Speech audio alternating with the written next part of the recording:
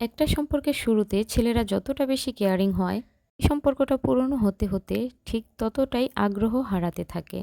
আবার কোনো একটা সম্পর্কের শুরুতে মেয়েরা কিন্তু এতটা আগ্রহ দেখায় না। কিন্তু সেই সম্পর্কটা যত বেশি পুরনো হয়, যত দিন যায় ততটাই বেশি আসক্ত হয়ে পড়ে, মায়ায় জড়িয়ে পড়ে।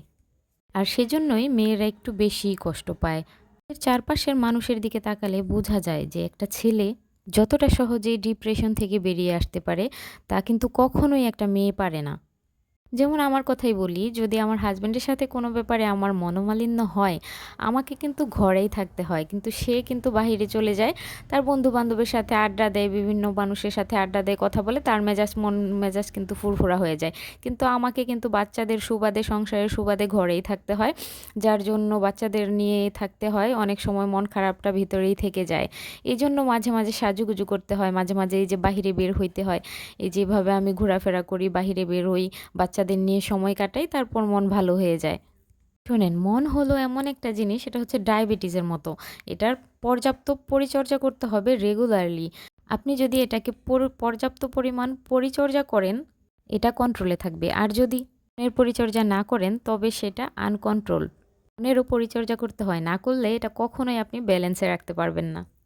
এক্ষেত্রে স্বামী-স্ত্রী উভয়ের কিন্তু মনের দিকে যত্ন করতে হবে। দুজনেরই মনের যত্ন করতে হবে। দুজনের মনকে বুঝতে হবে। স্বামীর মনের যত্ন স্ত্রীকে করতে হবে, আর স্ত্রীর মনের যত্ন স্বামীকে করতে হবে।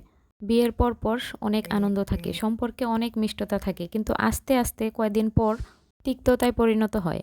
সম্পর্কে যখন একটা তিক্ততা চলে আসে, তখন কিন্তু সম্পর্কে ফাটল ধরে। আর এইটা যেন না হয়, এজন্য ২ জনেরই কিন্তু গুরুত্বপূর্ণ ভূমিকা পালন করতে হয়। স্ত্রীর মন খারাপ থাকলে সেটা স্বামীকে বুঝতে হবে, আর স্বামীর মন খারাপ থাকলে সেটা স্ত্রীকে বুঝতে হবে।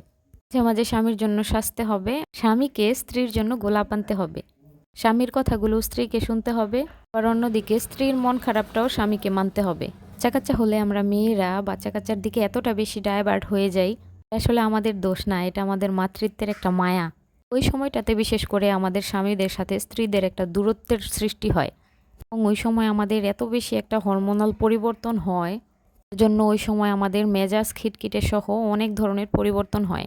এগুলো আবার স্বামীদের বুঝতে হবে। কিন্তু একটা বাচ্চা হওয়ার পরে ৬ মাস, ৭ মাস, ১ বছর যদি খালি ওই হরমোনাল ইমব্যালেন্সের জন্য খিটখিটে মেজাজ খিটখিটে করেই যান, তাহলে স্বামী বুঝবে কতদিন? এই জিনিসটা স্ত্রীকেও মানায় নিতে হবে।